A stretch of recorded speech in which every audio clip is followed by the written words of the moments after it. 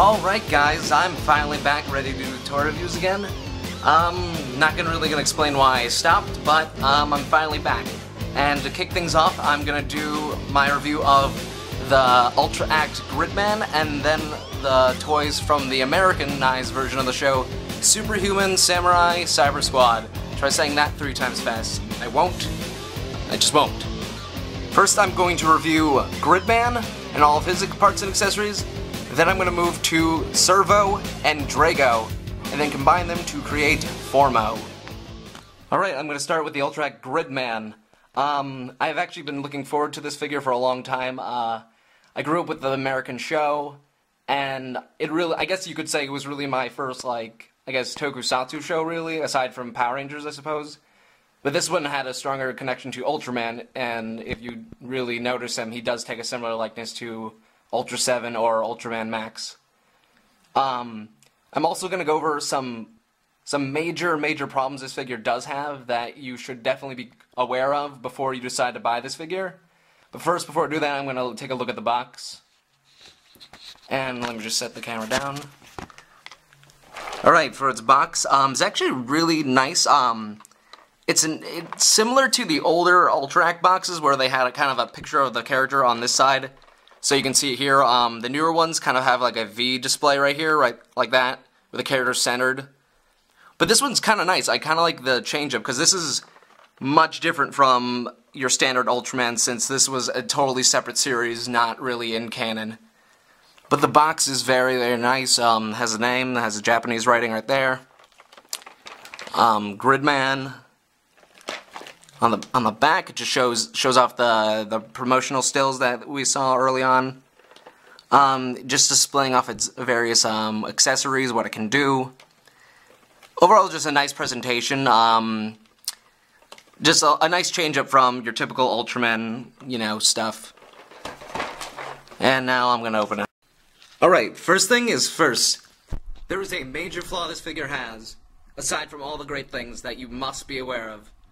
I can't exactly show you without potentially risking it, but it is a potential figure ruining malfunction. On the hands, unlike most Ultra Act figures, it is not a full peg. It is a half peg joint, meaning that it is not fully supported when you pull off or put on a hand. I had to find out the hard way, and this is actually my second Gridman, unfortunately. But when you remove the hands on this figure in particular, be sure to not twist or turn or just, drive in the hand when you're removing it. That it will seriously damage the figure, it will potentially snap off the joint and render the rest of the figure pretty much pointless, because you will not be able to switch hands out anymore. So just keep that in mind. Be very careful. I do not know why they decided to put a half peg. I'm guessing because the gauntlets do not allow any sort of motion with the wrists, but I really don't think they should have cheaped out on that, and I hope in future time, maybe in the future, they reissue him with a full peg joint or something. But it is something that you really need to know before going and buying this figure, because it could potentially ruin this figure, and it will, you have to get a new one if you're still interested. But please keep in mind that there's that flaw, and you really need to be careful. And now on to the figure's detail. I'm just going to start and say that it's probably one of my favorites. I've always liked this sort of armored, plated design. It's pretty rare in the Ultra universe, or just those type of heroes in general, really, to have that. I can only really compare it to the Ultraman Nexus series, where he seemed to almost have like a samurai armor type of design. He sports a similar head crest to the likes of Ultra 7, Ultraman Max, and various incarnations. He has a lot of cool armor, like plating and stuff. He's got these wicked shoulder pads. I really like. He just has a lot of cool things going for him, and they really went all out for that. Aside from the flaws I just talked about, they really just did a really nice job coloring the guy. He looks really streamlined. Everything really works, because it's just a different thing, because it's rather than just the rubber suit, it's rubber suit plus armor, which I just think is cool. It's kind of, like a Kamen Rider or Power Ranger-y type thing, but I don't know, I think it was just a really cool design choice they made that I really do admire. A lot of the parts here are like clear translucent. You can't exactly see. I'll try to get the light to reflect off it, but like the blues and his center chest piece really stand out.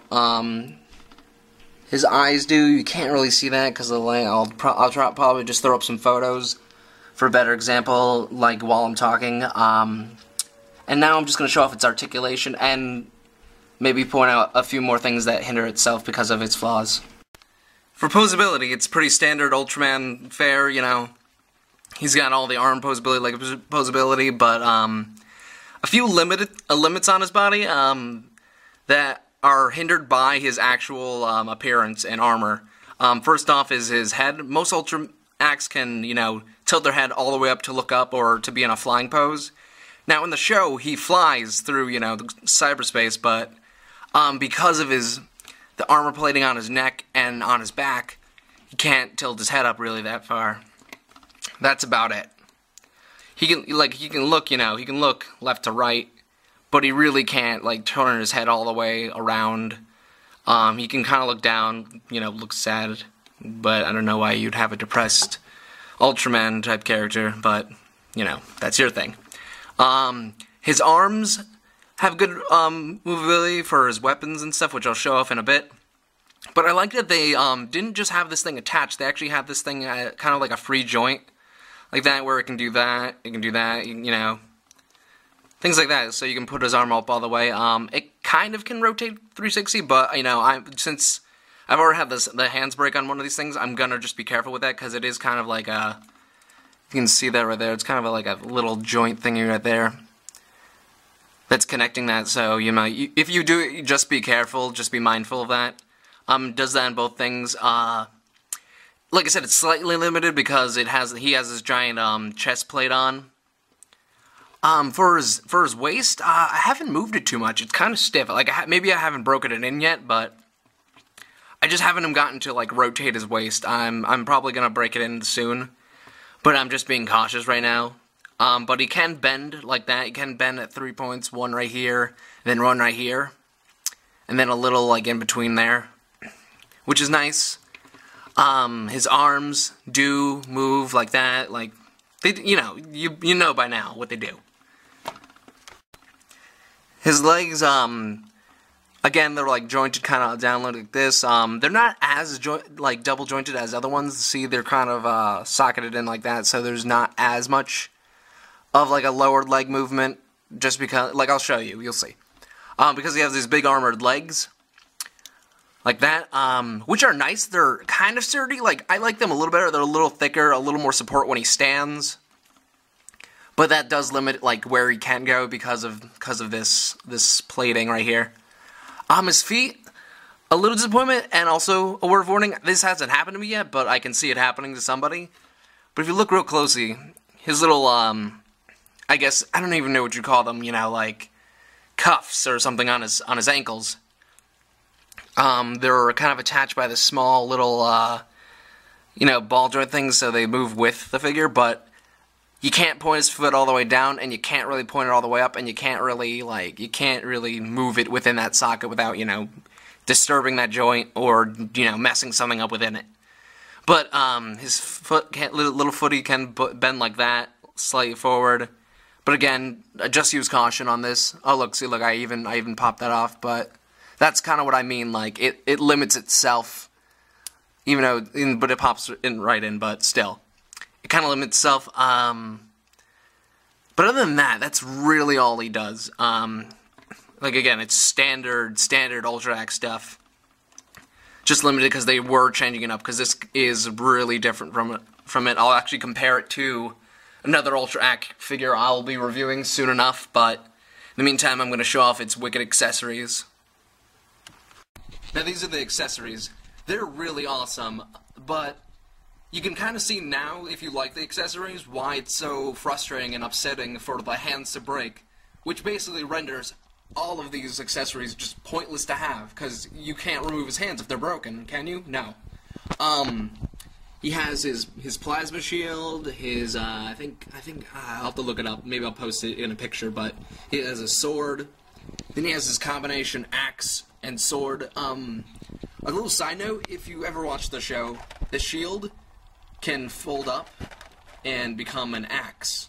But they didn't include an axe accessory, which I was kind of like, I kind of was hoping this would just turn into it, and it'd be really awesome. But it doesn't. But, you know, like, I'm okay with that. Maybe it'll come in, like, with the next expansion of the thing. But, they have the combination of those two right here, which looks really nice. It's got that nice chrome, which I actually haven't seen in any of the figures so far. It's really nice. I'll show it off in the pictures that I'll be posting while I'm speaking. But yeah, it's super nice. I just like that they did that. The chrome really shows off, and I'm glad they were able to use something like that in their figure. I mean, not many like characters have that. Like, I'd kind of almost want to see it like in some of the armor or like paint job and some of the things, but like just for a steel weapon or like just a shiny, you know, computerized weapon, that's kind of cool that they did that. His hands, standard fare, mostly two sets of style of gripping hand. One's slightly bigger than the other, because when he wants to hold the bigger sword or the shield, he has to have a bigger grip hand. Which really, and then an open splayed hands, which is, you know, standard stuff for any sort of, like, you know, character like that. And then his grid beam, as they call it, looks really nice. I like how they've been improving with that, rather than just a plastic thing. It actually is really cool looking. Yeah, it's just nicely colored. I'll show another picture of that. It's got the explosion damage. It's really... Also, another thing, be careful with this too, because it's actually rather sharp, and I'm not saying you're going to hurt yourself, but, like, you could accidentally, like, you know, grip it too hard, get poked, possibly potentially snap one of these things off, and, you know, you'll be upset.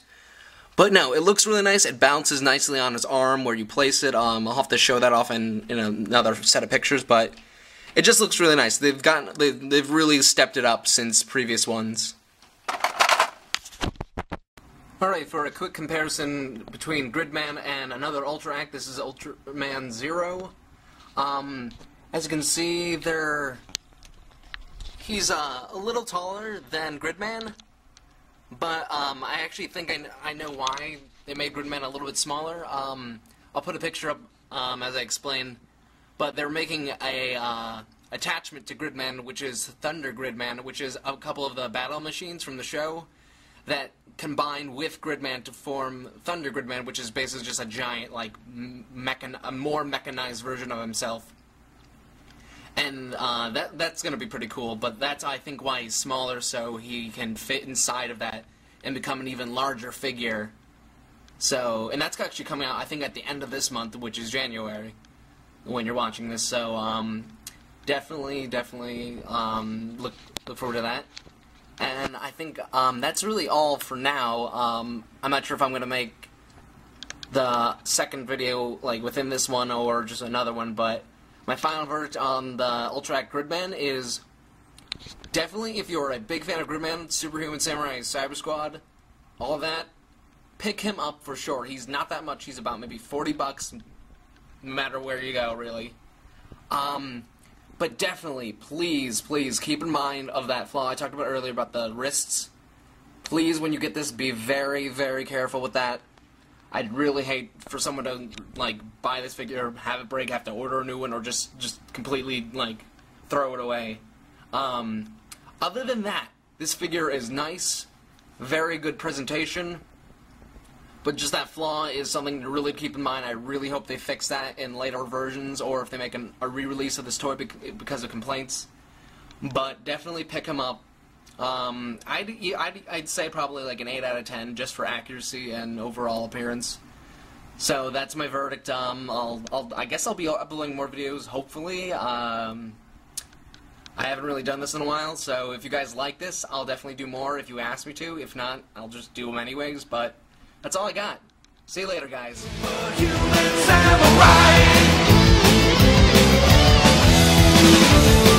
gonna amp it up.